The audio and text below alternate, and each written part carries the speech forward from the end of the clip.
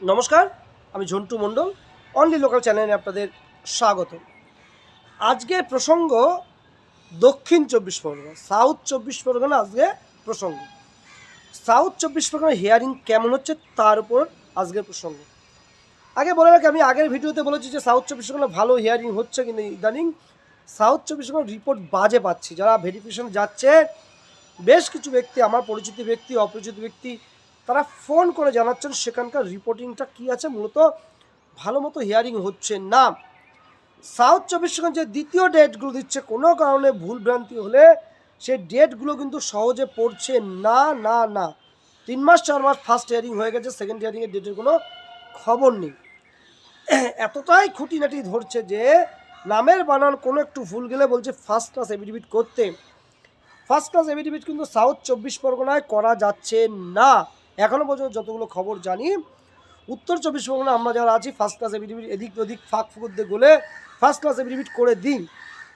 উত্তর চব্বিশ পরগনায় ফাঁক ফুকুর দিয়ে ফার্স্ট ক্লাস এফিডেভিট করে দিতে পারি, কিন্তু সাউথ চব্বিশ পরগনা ভাইরা, দাদারা, মায়েরা বহু সমস্যায় পড়েছে। ধরুন একজনের নাম বিদ্যুৎ কুমার সেন বা বিদ্যুৎ কুমার রায়, এখানে এসে হলো বিদ্যুৎ রায়, মাঝখানে কুমারের যে সমস্যা, সেই সমস্যার জন্য যে অন্য অন্য জেলার নোটারি কিংবা ফার্স্ট ক্লাস নিয়ে নেয়, যে নোটারি কোন জেলা, অন্য বিভিন্ন জেলার নোটারি নিয়ে নেয়, যেমন নদিয়া জেলা বা বর্ধমান কিংবা আসানসোল, এই সব জায়গায় নোটারিতে নিয়ে নেয়, বা কুচবিহার, ওই সব জেলায় নোটারিতে নিয়ে নেয়, মালদায়। আবার উত্তর চব্বিশ পরগনা এসে এগুলা ফার্স্ট ক্লাস এফিডেভিট চাওয়া হয়। অ্যাকচুয়ালি এই ধরনের case, Bangladeshi case first class affidavit হয় না। আমরা যারা এই ধরনের কাজগুলো করি তারা ফাঁক ফুকুর সাধারণত গলে যাই, কোনো বাংলাদেশের প্রসঙ্গ থাকে না। সেই ক্ষেত্রে দাঁড়িয়ে জজ সাহেব যদি চেপে ধরে, কিন্তু সেই এফিডেভিট সম্ভব নয়, তার সত্ত্বেও করতে হয়। কিন্তু দক্ষিণ চব্বিশ পরগনায়, মূলত দক্ষিণ চব্বিশ পরগনার যে সদর জেলা, যেহেতু জেলার প্রধান কোর্ট হলো আলিপুর কোর্ট, দক্ষিণ চব্বিশ পরগনার যে কোনো প্রান্তের মানুষ আলিপুর কোর্টে এসে সহজে এফিডেভিট করতে পারে, কিংবা তার লোকাল যে জুডিশিয়াল কোর্টগুলো আছে, যে দক্ষিণ চব্বিশ পরগনায় শিয়ালদা হোক, ডায়মন্ড হারবার হোক, কিংবা বারুইপুর হোক, ক্যানিং হোক, কাকদ্বীপ হোক, যার লোকাল যে জুরিডিকশন আছে সেখানেও ফার্স্ট ক্লাস এফিডেভিট হয়, তার সঙ্গে আলিপুরে হয়। কিন্তু যেটা খবর জানছি, বেশ কিছু কোর্টে হচ্ছে না, দক্ষিণ চব্বিশ পরগনায় জজ সাহেবরা করে দিচ্ছে না। উত্তর চব্বিশ পরগনা যেভাবে গলে যেতে পারে ওখানে গলে যাওয়া যাচ্ছে না। সেক্ষেত্রে নানান সমস্যা তৈরি হয়েছে। সেক্ষেত্রে উপায় কী আছে? উপায় একমাত্র দক্ষিণ চব্বিশ পরগনায় ভিডিও যদি শুনতে পান, কোনো দক্ষিণ চব্বিশ পরগনা ব্যক্তি যদি শুনতে পান, তারা তাদের নির্দিষ্ট লোকাল নেতাদের এটা ট্যাগ করবেন বা শেয়ার করবেন, লোকাল নেতাদের শেয়ার করবেন, যা তারা বুঝতে পারে বাস্তব অভিজ্ঞতাটা কী হচ্ছে। ফর্ম ফিল আপ করলে হবে না, ফর্ম ফিল আপের বাস্তব ফিল্ডে কী আছে সেই সংক্রান্ত ধারণা থাকতে হবে। এর জন্য প্রেশার ক্রিয়েট করতে হবে, কাকে ক্রিয়েট করতে হবে, অফিসকে ক্রিয়েট করতে হবে, কীভাবে করতে হবে।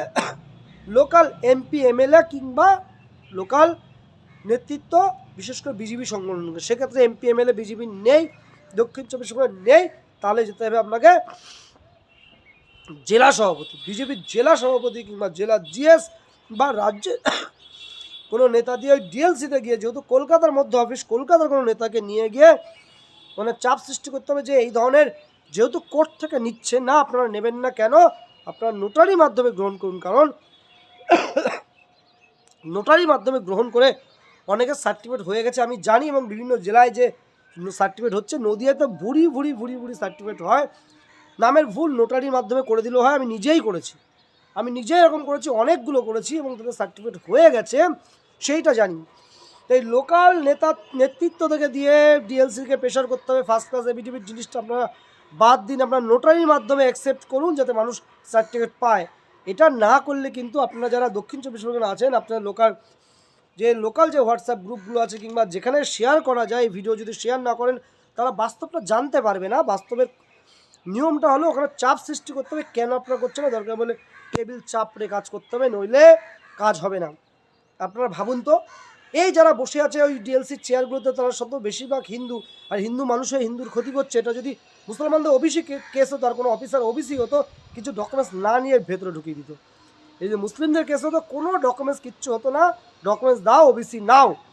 সেক্ষেত্রে হিন্দুদের ক্ষেত্রে একটা দ্বিচারিত হয়। তার জন্য অবশ্যই আমার হিন্দুরা এক শ্রেণী দায়ী আছে, আমাদের ঐক্যবদ্ধতা দায়ী আছে, আমাদের সিস্টেম দায়ী আছে। সেই সিস্টেমটাকে আমরা কিছুটা ব্রেক করে যদি আমরা চিল্লামিল্লি হই হুল্লোড় করে যদি না আনতে পারেন, আপনাদের কিন্তু কোনো কাজ হবে না। আমি একজন ব্যক্তিত্ব, আমার পক্ষে সম্ভব না ডিএলসি থেকে কাজ করা, এটা করতে হবে। অ্যাকচুয়াল অন্য জেলায় হচ্ছে, আপনি কেন নেবেন না এটা বোঝাতে হবে। অন্য জেলায় ওনারা হয়তো বোঝাতে পারেন যে স্টেট লেভেল কমিটি থেকে ক্যান্সেল হতে পারে, তখন তাদেরকে বোঝাবেন যে অন্য জেলায় যে নিচ্ছে সেগুলো তো ক্যান্সেল হচ্ছে না, এগুলো সার্টিফিকেটও ইস্যু হচ্ছে। নদীয়া আমি জানি, উত্তর 24 পরগনা তো আমি জানি যে নোটারি দিয়ে সার্টিফিকেট পেয়েছে, নামের ভুলে। আমি নিজে করেছি, সার্টিফিকেট পেয়েছে। আমি নিজে করেছি, নোটারি দিয়ে অ্যাপ্লাই করে একজন ব্যক্তির করে দিয়েছি এবং সেটা অ্যালাউ হয়েছে, সার্টিফিকেট হয়ে গেছে। যে ওই অঞ্চলে বনগাঁর গ্যারাপদা ঘাটবাউর ওই অঞ্চলে এক ব্যক্তির হয়ে গেছে, বনগাঁর ঘাটবাউরের এক ব্যক্তির হয়ে গেছে, আমি নিজে করেছিলাম।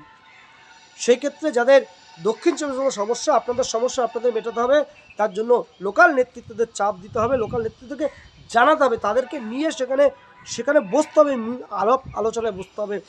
আলাপ আলোচনা না বসলে সমাধান হবে না, কারণ ওপরে যারা পোস্টমাস্টার বসে আছে তারা মনে করে যে আমরা এখন ভগবান, সব প্রভুরা আমাদের কাছে এসে পায়ে হাত দেবে, এরকম একটা পরিস্থিতি তৈরি হয়েছে। ব্যাপারটা দেখুন, দক্ষিণ 24 পরগনা যারা নেতৃত্ব আছেন, যারা আইনজীবীরা আছেন, যারা এই ধরনের কাজ করছেন, বিভিন্ন হিন্দু সংগঠনে তারা আছেন, তারা ব্যাপারটা দেখুন যে দক্ষিণ 24 পরগনার সমস্যা না মেটালে বহু অ্যাপ্লিকেশন পড়ে আছে, ডেট পাচ্ছে না, সেকেন্ড ডেট, আর বহু জায়গায় ফার্স্ট ক্লাসে এভিডেভিটের অভাবে বা নাম সংশোধনের এভিডেভিটের অভাবে অ্যাপ্লিকেশন করতে পারছে না, অথবা পেন্ডিং আছে। এটুকু আপনাদের জাস্ট বলবো। আবারও মনে করে দেবো, কারণ যদি আগামী 8ই ফেব্রুয়ারি 2025 বারাসাতে একটা সেমিনার সঙ্গে সহভোজ বা পিকনিকের আয়োজন করা হয়েছে, কেউ যদি আসতে চান এই নিচে যে নাম্বার দেওয়া আছে নাম্বারে কন্ট্যাক্ট করতে পারেন।